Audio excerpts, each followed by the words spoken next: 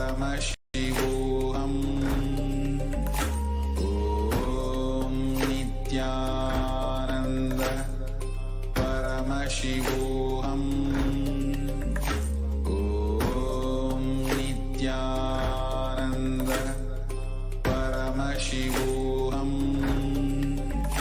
Om Nithyananda. Paramashivoham. Om Nithyananda. Paramashivoham. Om Nithyananda. Paramashivoham. Om Nithyananda. Paramashivoham. Om Nithyananda. Paramashivoham. Om Nithyananda. Paramashivoham. Om Nithyananda. Paramashivoham. Om Nithyananda. Paramashivoham. Om Nithyananda. Paramashivoham. Om Nithyananda. Paramashivoham. Om Nithyananda. Paramashivoham. Om Nithyananda. Shivoham. Om Nithyananda. Paramashivoham. Om Nithyananda. Paramashivoham. Om Nithyananda. Paramashivoham. Om Nithya Paramashivoham. Om Nithyananda. Paramashivoham. Om Nithyananda. Paramashivoham. Om Nithyananda. Om Nithyananda. Paramashivoham. Om Nithyananda. Shivoham. Om Nithyananda. Paramashivoham. Om Nithyananda. Paramashivoham. Om Nithyananda. Paramashivoham. Om Nithyananda. Paramashivoham. Om Nithyananda. Paramashivoham. Om Nithyananda. Paramashivoham. Om Nithyananda. Paramashivoham. Om Nithyananda. Paramashivoham. Om Nithyananda. Paramashivoham. Om Nithyananda. Paramashivoham. Om Nithyananda. Paramashivoham. Om Nithyananda. Paramashivoham. Om Nithyananda. Paramashivam. Om Nithyananda. Paramashivam. Om Nithyananda. Paramashivam. Om Nithyananda. Paramashivam. Om Nithyananda. Paramashivam. Om Nithyananda. Paramashivam. Om Nithyananda. Paramashivam. Om Nithyananda. Paramashivam. Om Nithyananda.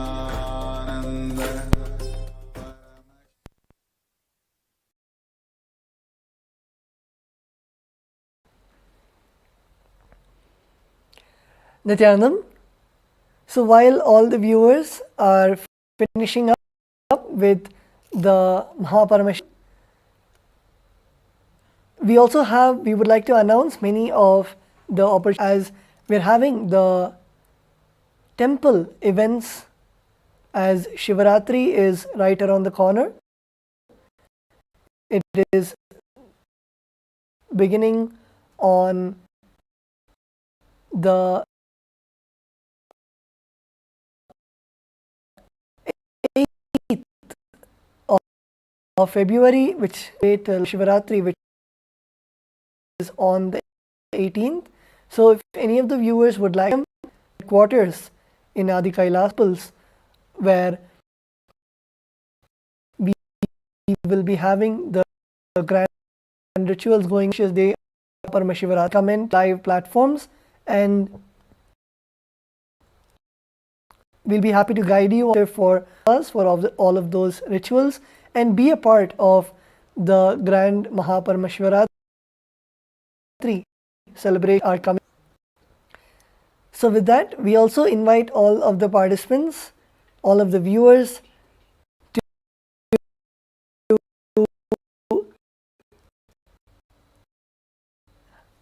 engage where various topics of his ending. As many of the viewers know, currently there are the main companies which are just laying off employees, and the Hindu system, not context of the spiritual context which Paramashiva gives in the Vedas and Agamas. Paramashiva clearly means even how to conduct the business, how to have the Hindu way of economy, the Hindu strategies, and how you make in an organic Hindu way. And that's at least Kailasas, Swamiji Shastra, various has consulted all of them and given the economic policies of Kailasa, and operates where Kailasa is the for all of the Hindu businessmen, for all the Hindu businesses to come together, benefit each other as the which Swamiji has blessed. So like this, many of the topics, many of the events that are happening, the recession, or whether it is the so many people going out of jobs, or even the pandemic, Swamiji has given solutions for each and every one of those global disasters, unfortunate events on the Hindu economic principles. So to know more, all of us can visit the official website where are compiled, and all of these are presented in a way that you are operating in your life, in your lifestyle also. Also, another beautiful announcement we have the third anniversary of Bhagavan Swayambhu Nithyanandeshwara Paramashiva in Adi Kailasa. I'm sure many of you would have seen the rituals that happened today in Adi Kailasa, where we saw the homa being performed. Other rituals are today and even tomorrow. So I all of the viewers to tune in live, and just by seeing the temple rituals, by having the sankalpa, as Swamiji says, resolution, when we keep that in the inner space, when all the deities are invoked and are literally to accept all our offerings, and in this auspicious time, all of us have the opportunity to tune in live and submit our prayer requests, submit our intentions, submit our prayers and wishes, boons received from Paramashiva, in us to come and experience the grand rituals, the grand happening of the third anniversary of Nithyanandeshwara. The Nithyanandeshwara Paramashiva himself, the Linga, of course, Swayambhu, eternal, which is from time immemorial, gracing. But from the time that we officially, Swamiji consecrated Bhagavan Nithyanandeshwara Paramashiva in the form of the Swayambhu Linga, this is the third anniversary of Swayambhu Nithyanandeshwara Paramashiva.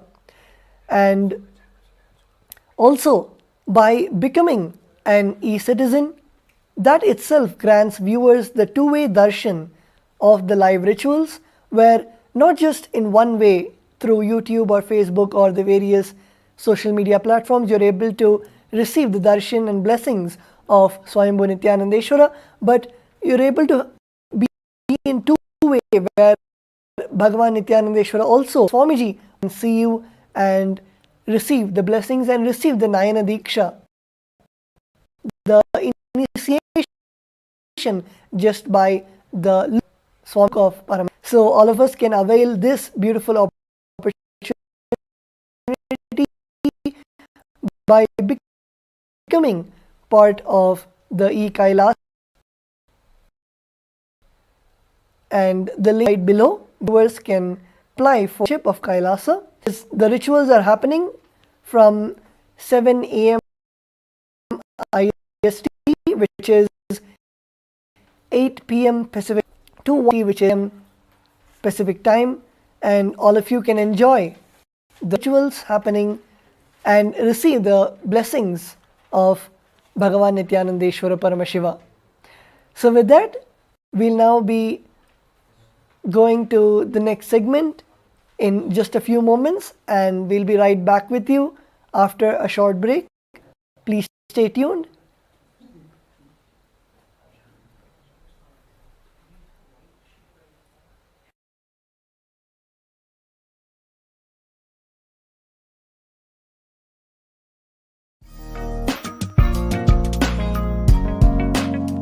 We get you health. We get you ability to build beautiful relationships in your life. We get you direct spiritual support, and we make sure you become wealthy.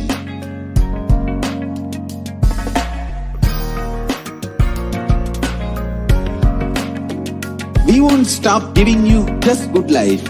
We will literally not stop till you live enlightened life.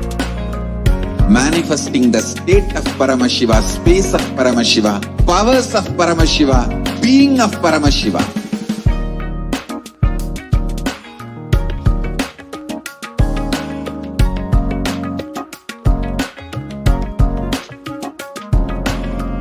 Whole world should become e-Kailashians.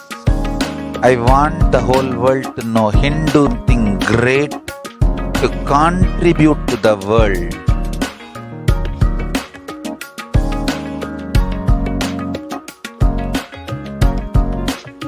We have something great to contribute to the world. Let us do that.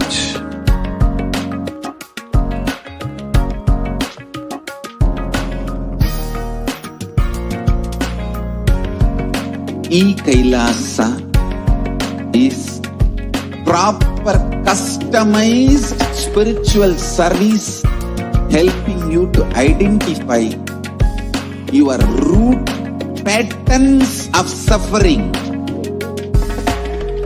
We have perfected the science of helping every individual from every cultural, religious, nationality background.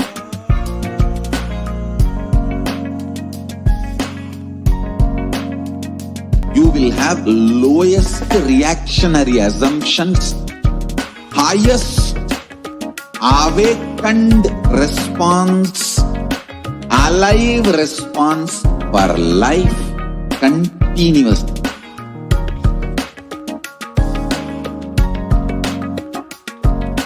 E-Kailasa is enlightenment ecosystem, literally enlightenment itself in your own home, wherever you are. Proper customized spiritual service helping you to complete with your life negativity, withdrawal from life, self-hatred, self-denial, self-doubt, so much of tiredness, laziness. We can support you aligning your diet, your attitude, your aptitude, your understanding about life. We can help you with everything.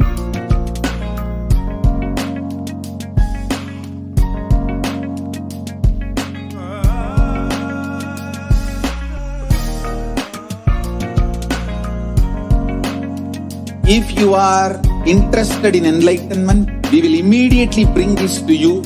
If you are not interested, we will explain the whole science, inspire you and make you interested in enlightenment time.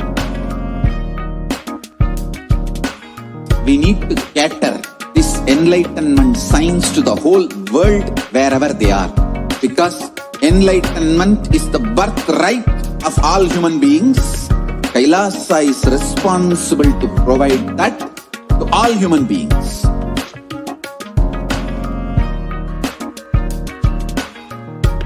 Kailasa is the totality of the knowledge I received from my gurus and practice manifested in my life, perfected by teaching millions of people from all cultures, time zones, backgrounds, genders, nationality, race, from every creed.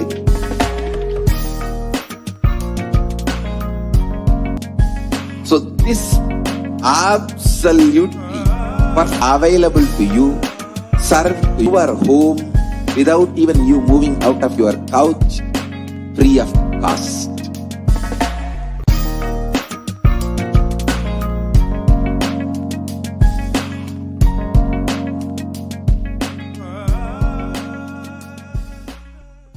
There are some great spiritual sciences unique to Hinduism.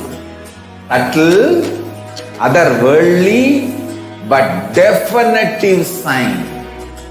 Manifesting the cosmic beings in Archavatara, deities in Nijavatara, living incarnations is fasting. Understand?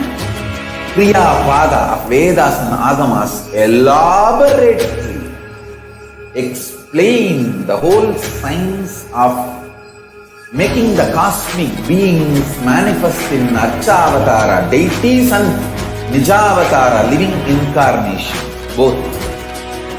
During the Bhava Samadhi Darshan, literally those cosmic beings manifest through this body.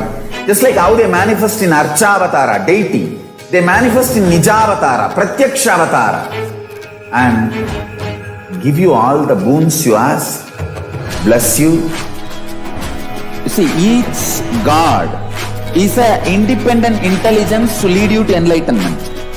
Each God is a bridge for you to achieve the Shivatva, the ultimate Shiva consciousness. Krishna is the bridge for you to achieve the Krishna consciousness. But Shiva consciousness, Krishna consciousness, all consciousness is one and the same. Ultimate consciousness only. So that energy itself completely expresses. Just like Radhika, when I see my own sweetness in the mirror, I become eager to taste it. I find that the only way to relish this sweetness is through the constitution of Sri Radhika. Bhava Samadhi Darshan is a window to the infinite expanse of consciousness, allowing us to glimpse the formless in a way that we can understand. It cleanses the karmas of lifetimes. It awakens our biomemory to the space of Paramashiva, the ultimate consciousness, and creates a deep and lasting transformation in us.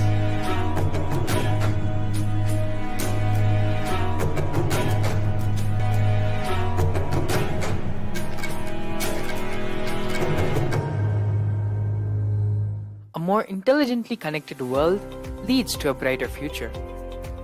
An enlightened humanity leads to a better world.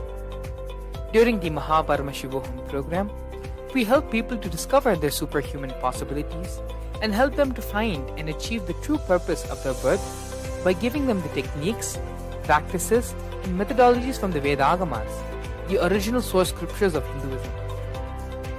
The Supreme Pontiff of Hinduism is reviving the ancient original Vedas and Agamas in all its glory, in a user-friendly way for the modern mind. The Supreme Pontiff of Hinduism is transforming human beings into divine beings, reviving, initiating, and replicating the 463 powers from the Agamas revealed by Paramashiva. The Supreme Pontiff of Hinduism is not just giving solutions for every problem man faces, but is making them irrelevant to their lives by transforming human beings into divine beings. Listen.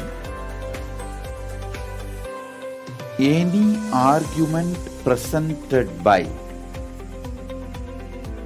your mind, body, your present reality to establish you are not Paramashiva. You are not omniscient, omnipotent, omnipresent. Anything presented to prove you are not Paramashiva is illegitimate. Decide this. This is super determinism. Understand? Anything you declare as illegitimate will lose power over you, will die in few days, few minutes, maybe in few weeks, whatever few days it takes. It will not have power over you. Understand, this is the method for sudden enlightenment. This is the method for sudden enlightenment. It happens by the Shaktipada. Here Paramashiva is sitting to tell you all, you are Paramashiva. The source scriptures laid down by Paramashiva and the Agamas, you break all the impossibility in your body and in turn break the very cognition of impossibility. The program leads you to go beyond your human frame and limiting human ideas, which prevents you from living your highest possibility. I will reach you wherever you are, whichever corner of the world you may be. I will reach you with enlightenment. Again I tell you, I am not here to prove I am God, I am here to prove you are God. Don't wait to become divine. Register now at paramashivoham.org. There are some great spiritual sciences unique to Hinduism. Subtle, otherworldly, but definitive sign. Manifesting. the cosmic beings in Archavatara, deities in Nijavatara, living incarnations is possible. Understand? Kriya Pada of Vedas and Agamas elaborately explain the whole science of making the cosmic beings manifest in Archavatara, deities and Nijavatara, living incarnation, both. During the Bhava Samadhi Darshan, literally those cosmic beings manifest through this body. Just like how they manifest in Archavatara, deity, they manifest in Nijavatara, Pratyakshavatara, and give you all the boons you ask, bless you. You see, each God is an independent intelligence to lead you to enlightenment. Each God is a bridge for you to achieve the Shivatva, the ultimate Shiva consciousness. Krishna is the bridge for you to achieve the Krishna consciousness. But the Shiva consciousness, Krishna consciousness, all consciousness is one and the same. Ultimate consciousness only. So that energy itself completely expresses. Just like Radhika, when I see my own sweetness in the mirror, I become eager to taste it. I find that the only way to relish this sweetness is through the constitution of Sri Radhika. Bhava Samadhi Darshan is a window to the infinite expanse of consciousness, allowing us to glimpse the formless in a way that we can understand. It cleanses the karmas of lifetimes.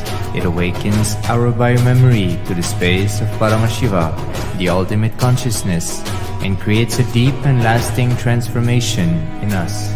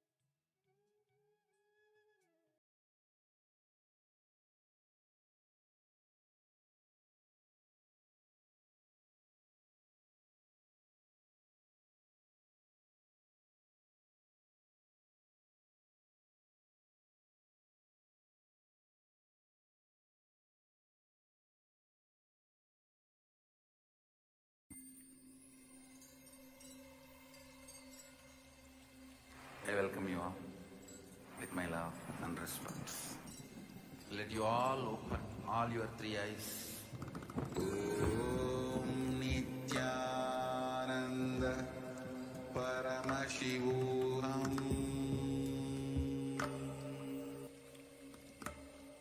Om Nithyananda Paramashivam.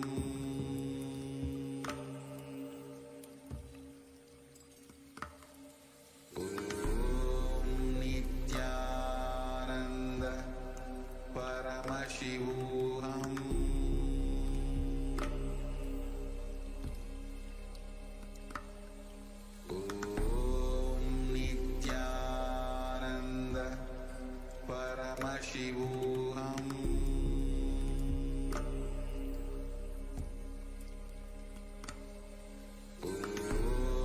Nithyananda Paramashivam. Om Nithyananda Paramashivam.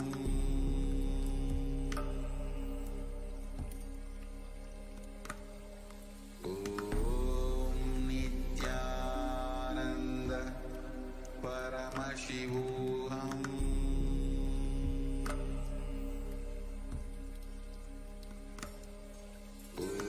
Om Nithyananda Paramashivam.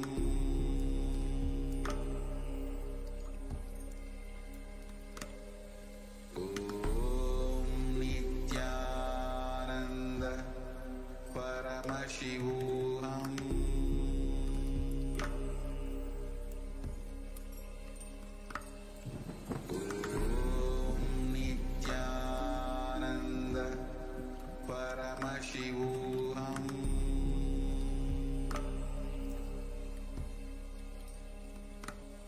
Om Nithyananda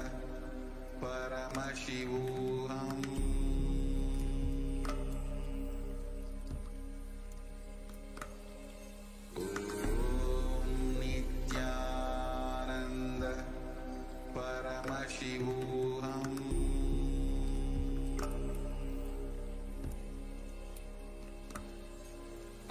Om Nithyananda Paramashivam.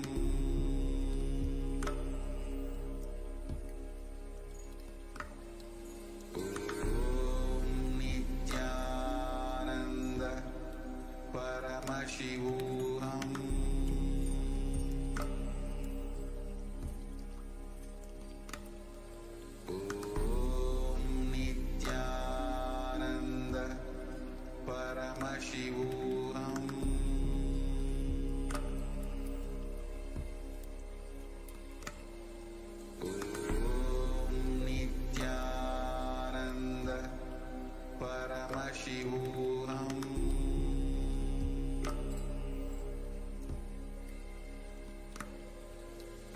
Om Nithyananda Paramashivam.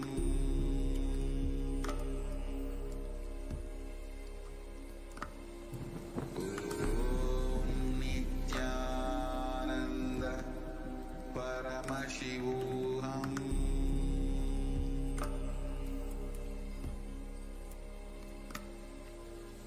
Om Nithyananda Paramashivam. Om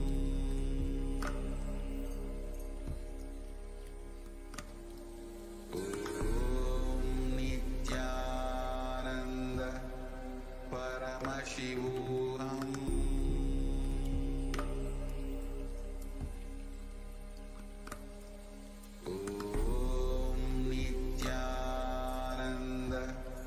Paramashivam.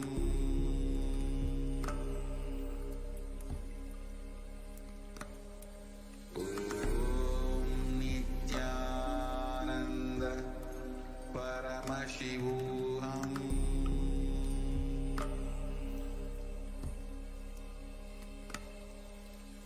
Om Nithyananda Paramashivam.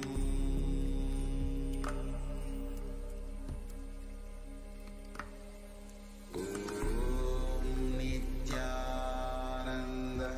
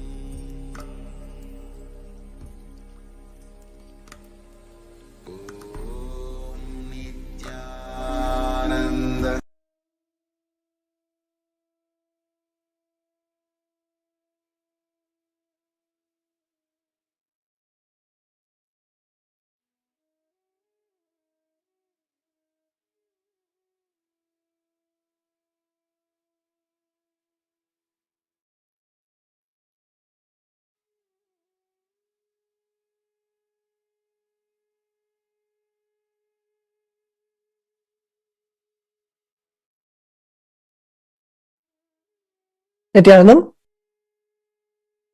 we will now be chanting the Dhyana Shloka for Dakshinamurthy. Please sit straight. Om Maunavyakhya Prakatita Parabrahma Tattvayuvanam Varshisthante Vashadrishiganairavritam Brahmanishthaihi Acharyendram Karakalita Chinmudramanandamurtim Swatma Ramam Muditavadanam Dakshinamurtimide Chitram Vatadharor Mule Vriddha Shishya Gururyuva Gurostu Maunam Vyakhyanam Shishyastu Chinna Samshayaha.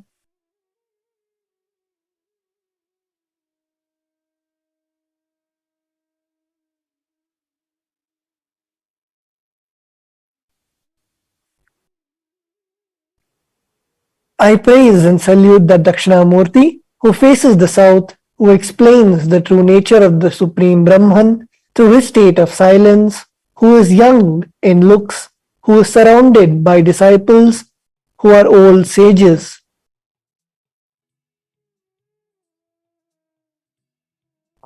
whose minds are fixed on Brahman, who is the greatest of teachers, who shows the Chinmudra by his hand, who is the personification of happiness, who is in the state of extreme joy and within himself, who has a smiling face. Let us now, with this space of intense gratitude and restful awareness, receive the darshan of our beloved Swamiji in the form of Bhagavan Dakshinamurthy.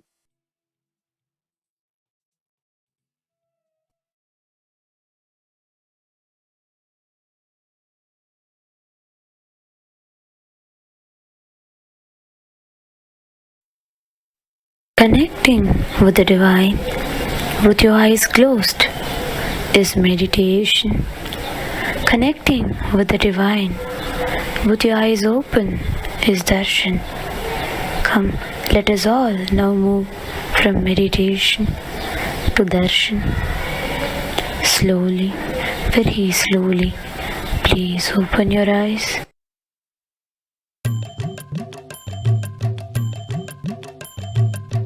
शरणं नित्यानन्द गुरुदेव शरणं स्मरणं नित्यानन्द गुरुदेव स्मरणं शरणं नित्यानन्द गुरुदेव शरणं स्मरणं नित्यानन्द गुरुदेव स्मरणं शरणं नित्यानन्द गुरुदेव शरणं ब्रह्मरूपमादिमध्यशेष सर्वभासकं भावषट्कहीनरूप नित्यसत्यमद्वयम् ब्रह्मरूपमादिमध्यशेष सर्वभासकं भावषट्कहीनरूप नित्यसत्यमद्वयं वाक्मनोतिघोषरं च नेति नेति भावितं तं नमामि देवदेव नित्यानन्दमीश्वरं वाक्मनोतिघोषरं च नेति नेति भावितं तं नमामि देवदेव नित्यानन्दमीश्वरं शरणं शरणं नित्यानन्द गुरुदेव शरणं स्मरणं नित्यानन्द गुरुदेव स्मरणं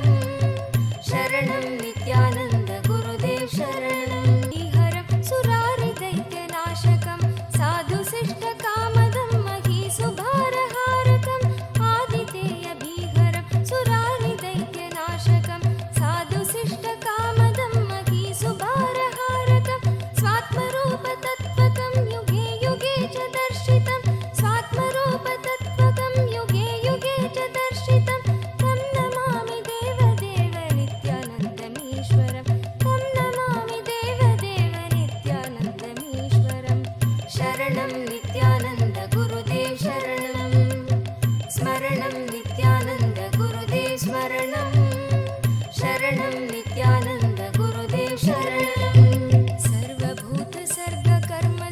सर्वभूतसर्गकर्मसूत्रबन्धकारणं ज्ञानकर्म पापपुण्यतारतम्यसाधनं सर्वभूतसर्गकर्मसूत्रबन्धकारणं कर्म पापपुण्यतारतम्यसाधनं बुद्धिवाससाक्षिरूप सर्वकर्मभासनं तं नैव नित्यानन्दमीश्वरं बुद्धिवाससारूप सर्वकर्मभासनं तं नमामि देवदेव नित्यानन्दमीश्वरं देवदेव नित्यानन्दमीश्वरं शरणं नित्यानन्द गुरुदेव शरणं स्मरणं नित्यानन्द गुरुदेव स्मरणं शरणं नित्यानन्द गुरुदेव शरणं स्मरणं नित्यानन्द गुरुदेव स्मरणं शरणं नित्यानन्द गुरुदेव शरणं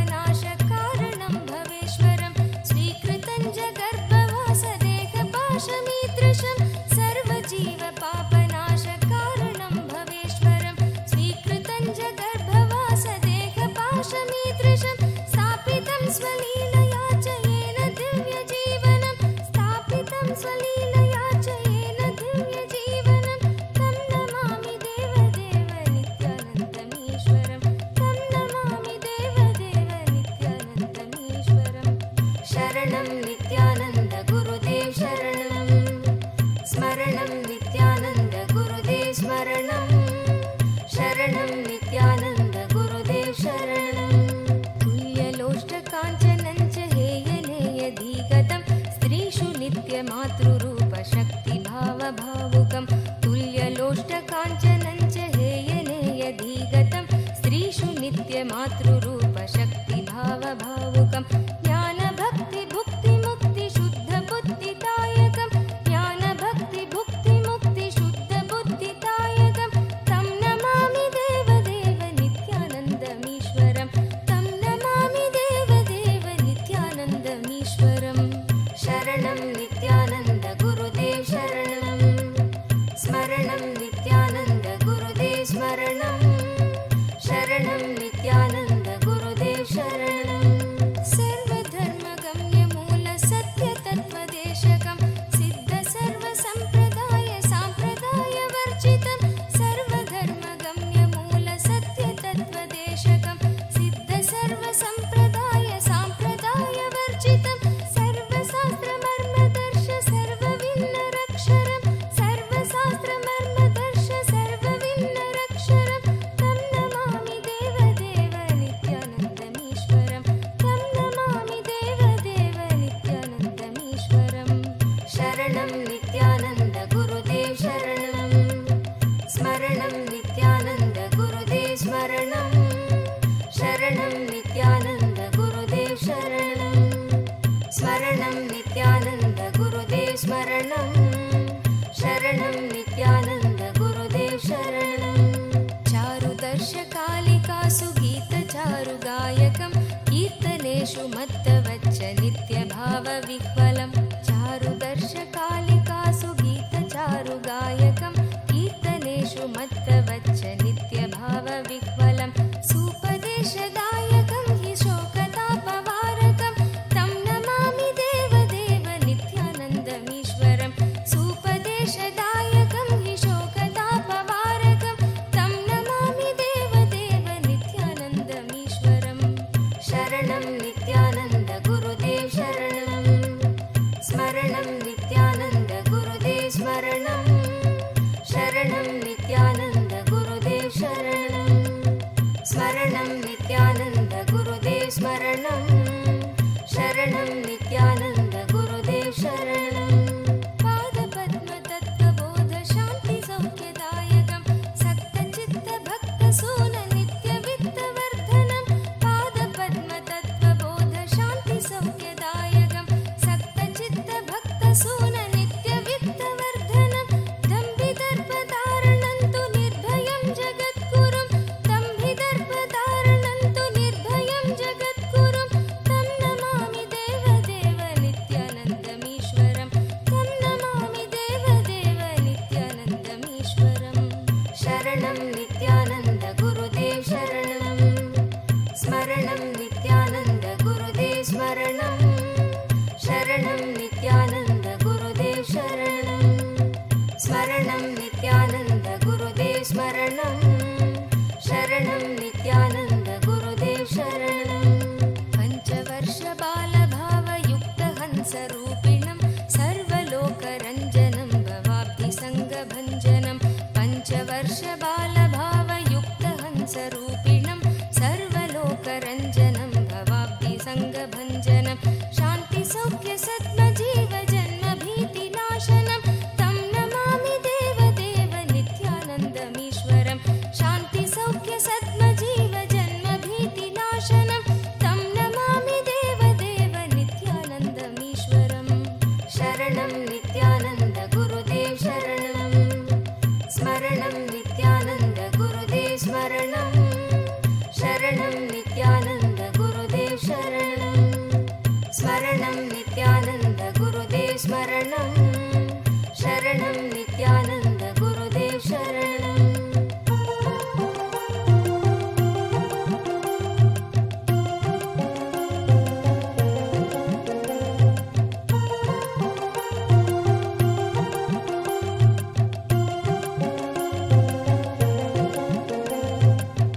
धर्महानहारकं स्वधर्मकर्मवारकं लोकधर्मचारणं च सर्वधर्मकोविदं धर्महानहारकं स्वधर्मकर्मवारकं लोकधर्मचारणं च सर्वधर्मकोविदं त्यागिगोहि सेव्य नित्यपावनाङ्घ्रिपङ्कजं त्यागिगोहि सेव्य नित्यपावनाङ्घ्रिपङ्कजं तं नमामि देवदेव नित्यानन्दमीश्वरं तमि देवदेव नित्यानन्दमीश्वरं शरणं देव शरणं स्मरणं नित्यानन्द गुरुदेव स्मरणं शरणं नित्यानन्द गुरुदेव शरणं स्मरणं नित्यानन्द गुरुदेव स्मरणं शरणं नित्यानन्द गुरुदेव शरणं स्तोत्रशुकं सदेशभावव्यञ्जकं नित्यपाठकस्य वै विपत्तिपुञ्जनाशकं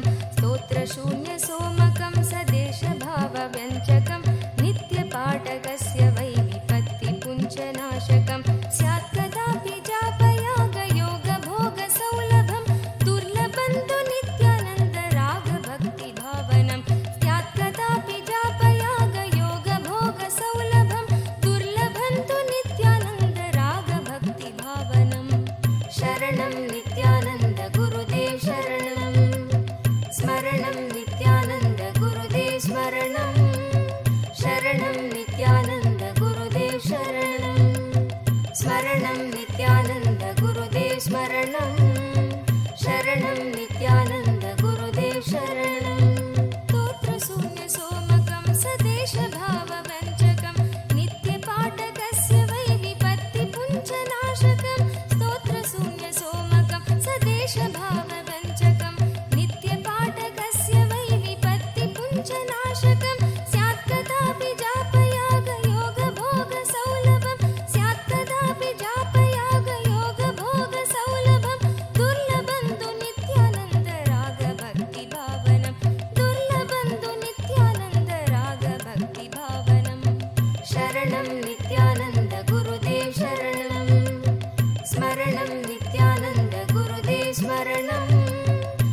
शरणं नित्यानन्द गुरुदेव शरणं स्मरणं नित्यानन्द गुरुदेव स्मरणं शरणं गुरुदेव शरणं शरणं नित्यानन्द गुरुदेव शरणं स्मरणं नित्यानन्द गुरुदेव स्मरणं शरणं नित्यानन्द गुरुदेव शरणं स्मरणं नित्यानन्द गुरुदेव स्मरणं शरणं नित्यानन्द गुरुदेव शरणं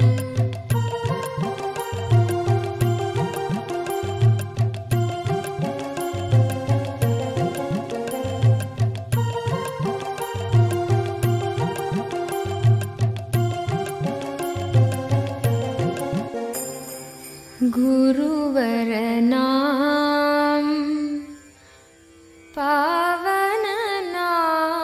पावननाम नित्य गुरुनाम गुरु नानक नाम गुरुवरनाम पावननाम गुरुवरनाम पावननाम गुरुवरनाम पावननाम गुरुवरनाम पावननाम नित्य गुरुनाम गुरु नानक नाम नित्य गुरुनाम गुरु नानक नाम नित्य गुरुनाम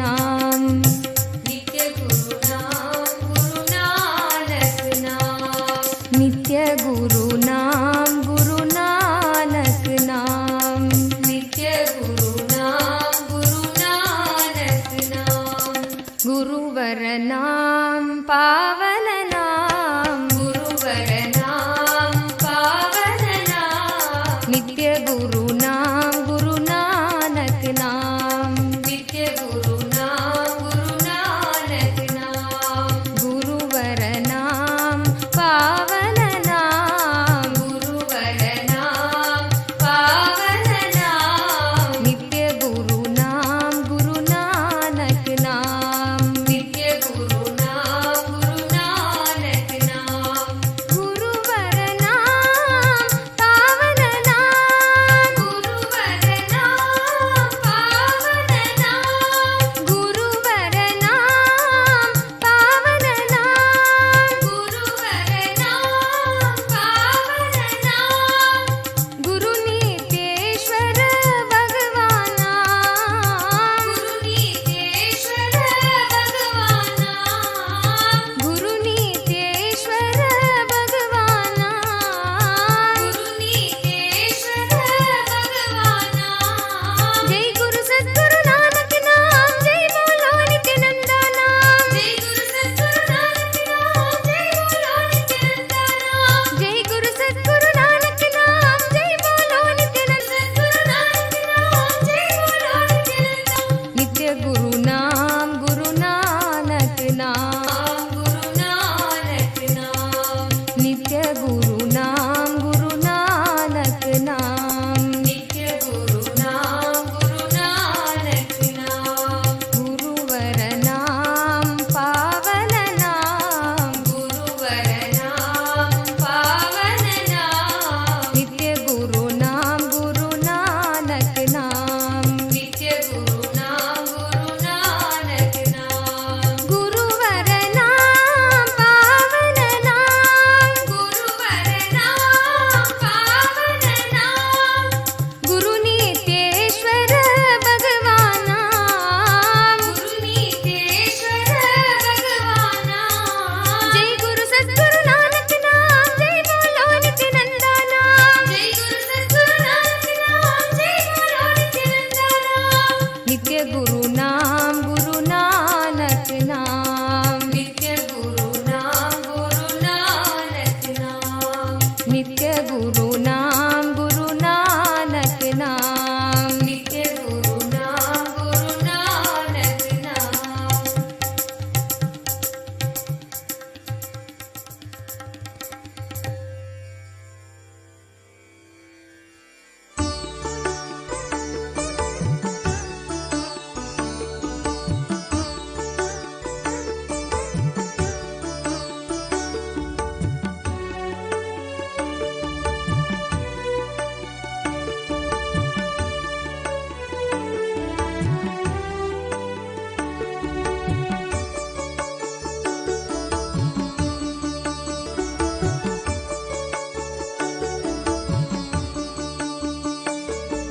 स्वागतं गुरु श्री नित्यानंदरिगे नित्यानंदದ ಸ್ಥಿತಿ ನೀಡುವ ದೇವ ನಿತ್ಯಾನಂದರಿಗೆ स्वागतं गुरु श्री नित्यानंदरिगे नित्यानंदದ ಸ್ಥಿತಿ ನೀಡುವ ದೇವ ನಿತ್ಯಾನಂದರಿಗೆ स्वागतं गुरु श्री नित्यानंदरिगे ನಿತ್ಯಾನಂದರಿಗೆ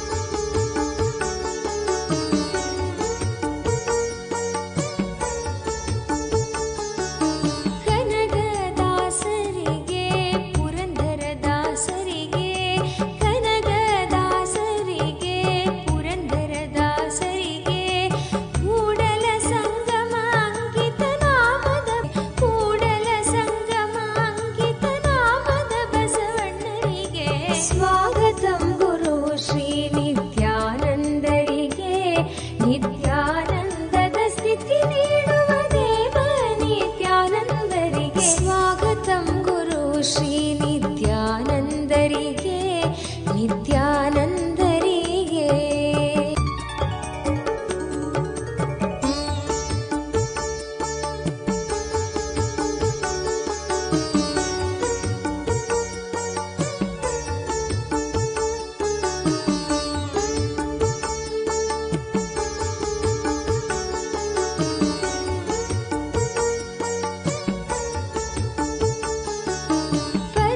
ಪರಮಹಂಸರಿಗೆ ಪರಮ ದಯಾಳುವಿಗೆ ಪರಮಹಂಸರಿಗೆ ಪರಮ ದಯಾಳುವಿಗೆ ನಿತ್ಯ ಧ್ಯಾನದ ದೀಕ್ಷೆಯನ್ನು ನೀಡಿದ ನಿತ್ಯಾನಂದರಿಗೆ ನಿತ್ಯ ಧ್ಯಾನದ ದೀಕ್ಷೆಯನ್ನು ನೀಡಿದ ನಿತ್ಯಗತಂ ಗುರು ಶ್ರೀ ನಿತ್ಯಾನಂದರಿಗೆ ನಿತ್ಯಾನಂದದ ಸ್ಥಿತಿ ನೀಡುವ ದೇವ ನಿತ್ಯಾನಂದರಿಗೆ ಸ್ವಾಗತಂ ಗುರು ಶ್ರೀ ನಿತ್ಯಾನಂದರಿಗೆ ನಿತ್ಯಾನಂದರಿಗೆ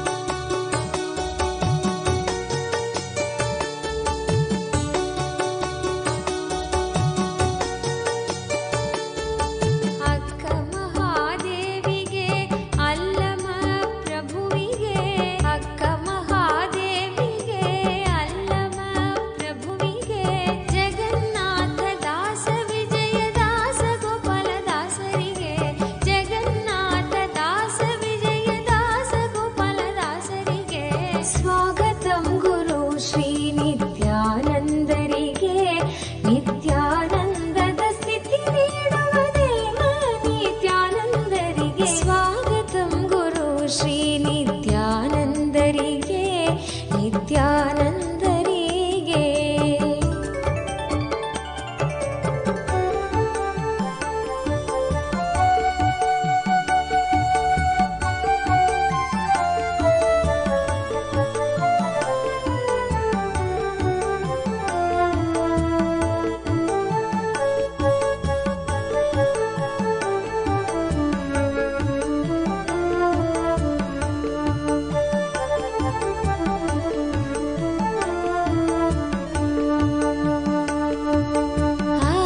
ಆನಂದೇಶ್ವರಗೆ ಆನಂದೇಶ್ವರಿಗೆ ಆನಂದೇಶ್ವರಗೆ ಆನಂದೇಶ್ವರಿಗೆ ಆಲದ ಮರದಡಿ ಕುಳಿತಿರುವಂತ ದಕ್ಷಿಣಾಮೂರ್ತಿಗೆ ಆಲದ ಮರದಡಿ ಕುಳಿತಿರುವಂತ ದಕ್ಷಿಣಾಮೂರ್ತಿಗೆ ಸ್ವಾಗತಂ ಗುರು ಶ್ರೀ ನಿತ್ಯಾನಂದದ ಸ್ಥಿತಿ ನೀಡುವ ದೇವ ನಿತ್ಯಾನಂದರಿಗೆ ಸ್ವಾಗತಂ ಗುರು ಶ್ರೀ ನಿತ್ಯಾನಂದರಿಗೆ ನಿತ್ಯಾನಂದರಿಗೆ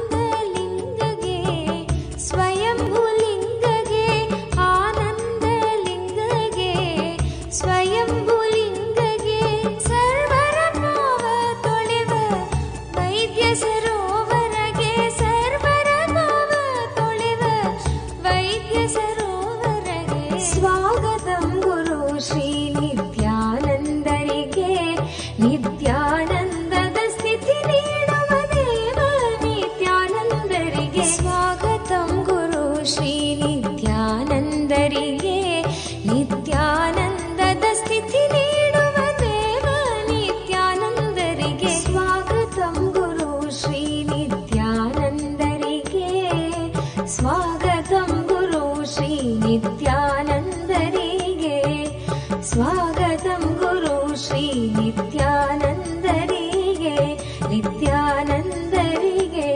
ನಿತ್ಯಾನಂದರಿಗೆ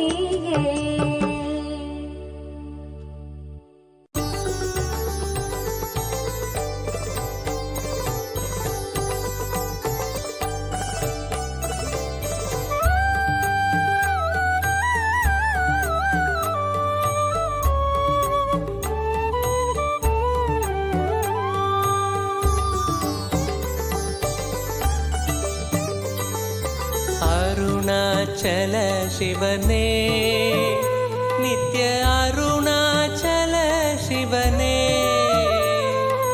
அபயம் தந்தம்மை ஆட்கொண்டிடவே அபயம் தந்தம்மை ஆட்கொண்டிடவே கருணையால் உதித்தவனே நித்ய அருணாச்சல சிவனே அருணாச்சல சிவனே நித்ய அருணாச்சல சிவனே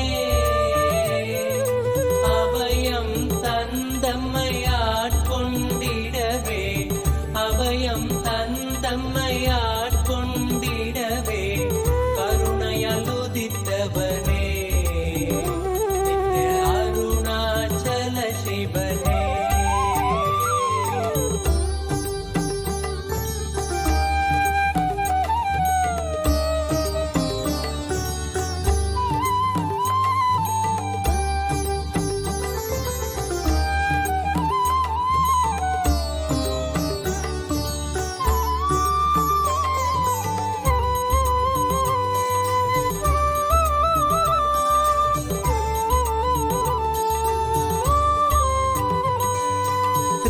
யுக அக்னி த்ரேதையில் மாணிக்கம் துவாபரத்தாமிரமாம் உயர் துவாபரத்தாமிரமாம் கலியுகம் உய்ய அருணாச்சல இந்த கலியுகம் உய்ய அருணாச்சல திரு மலையன எழுந்தவனே அருணாச்சல சிவனே அருணாச்சல சிவனே அருணாச்சல சிவனே அபயம் தந்தம்மை ஆட்கொண்டிடவே அபயம் தந்தம்மை ஆட்கொண்டிடவே கருணையால் உதித்தவனே நித்ய அருணாச்சல சிவனே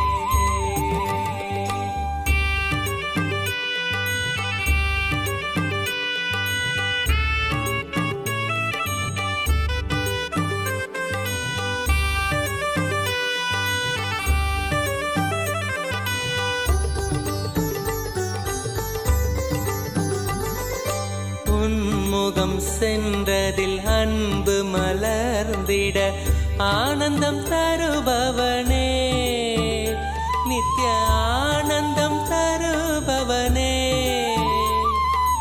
கல்மணம் தாண்டியுன் இன்முகம் நினைந்திட கல்மணம் தாண்டியுன் இன்முகம் நினைந்திட முக்தி அளிப்பவனே நித்ய அருணாச்சல சிவனே அருணாச்சல சிவனே நித்ய அருணாச்சல சிவனே அபயம் தந்தம்மை ஆட்கொண்டிடவே அபயம் தந்தம்மை ஆட்கொண்டிடவே கருணையால் உதித்தவனே சிவனே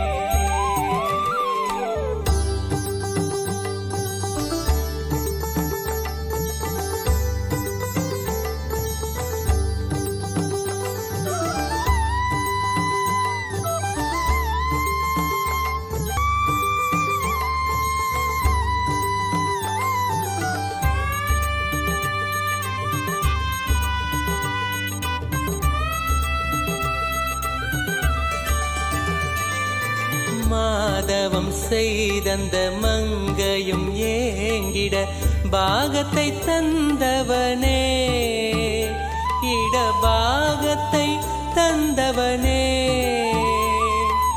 வேண்டிடும் அன்பரை காத்திடவே இங்கு வேண்டிடும் அன்பரை காத்திட மானுட வேடம் பூண்டவனே நித்ய அருணாச்சல சிவனே அருணாச்சல சிவனே நித்ய அருணாச்சல சிவனே அபயம் தந்தம்மை ஆட்கொண்டிடவே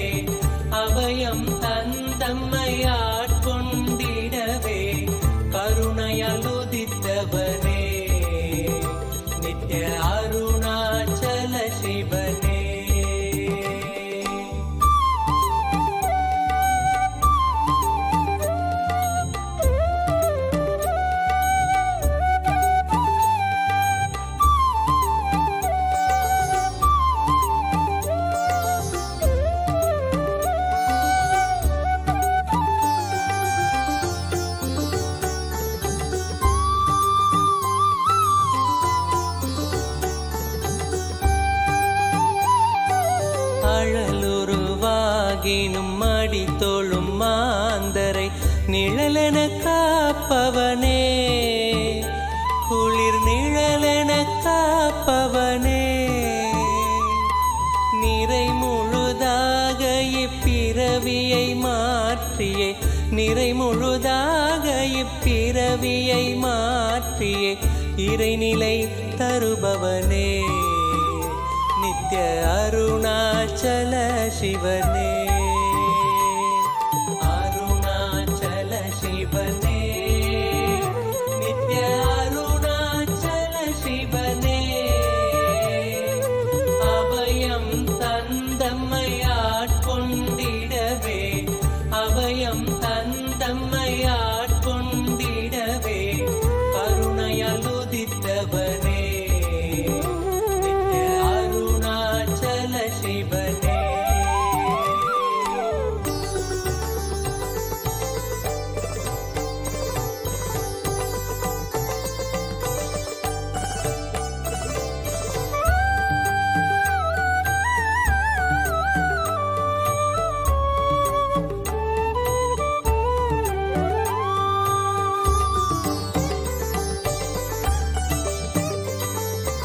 வேதனை தீர்த்திட வேதனும் மாலும் பாதம் பணிந்திடவே, உந்தன் பாதம் பணிந்திடவே,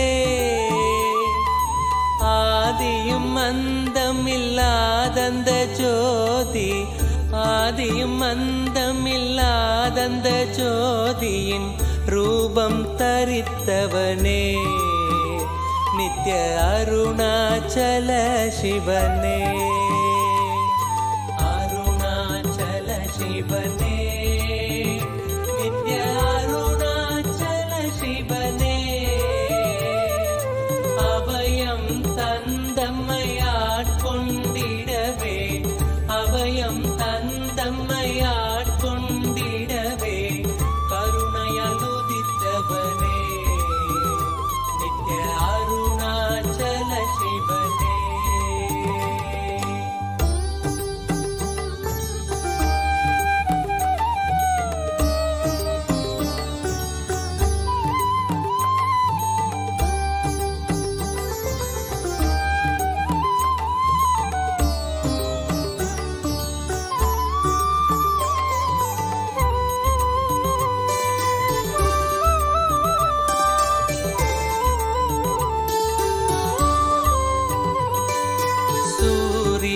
சந்திரர் வைரவர் விஞ்ஞயர் என் திசையோகியரும், உயர் என் திசையோகியரும், நித்ய ஆனந்தராய் நினைந்தே உனை அடைந்திடும், ஆனந்தராய் நினைந்தே உனை அடைந்திடும் ஹரஹர சிவ சிவனே, நித்ய அருணாச்சல சிவனே, அருணாச்சல சிவனே, நித்ய அருணாச்சல சிவனே, அபயம் தந்தம்மையாட்கொண்டிடவே, அபயம் தந்தம்மையாட்கொண்டிடவே கருணையால் உதித்தவனே,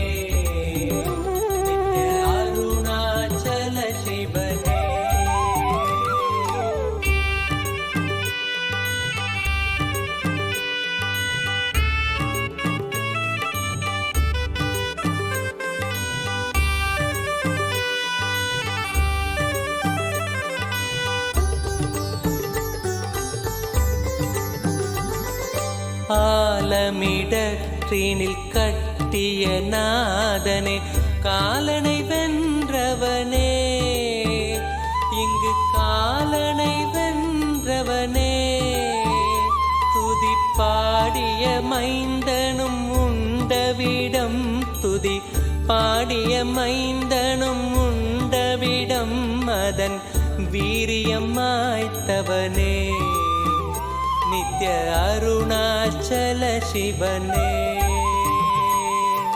அருணாச்சல சிவனே, நித்ய அருணாச்சல சிவனே,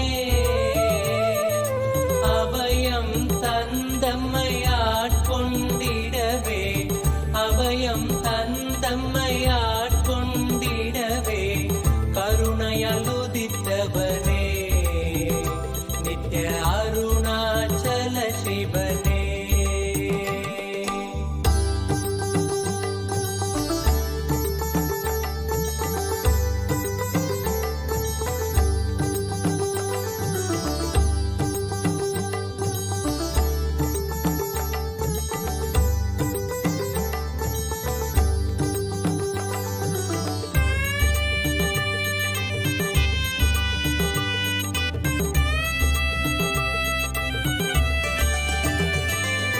தேடியும் பாதங்கள் நாடிட ஓடும் எண்ணங்கள் மாய்த்தவனே, ஓடும் எண்ணங்கள் மாய்த்தவனே. ஆழ்ந்து நினைந்திட ஆண்டவனே உனை, ஆழ்ந்து நினைந்திட ஆண்டவனே, நித்ய ஆனந்தம் தந்தவனே, நித்ய அருணாச்சல சிவனே.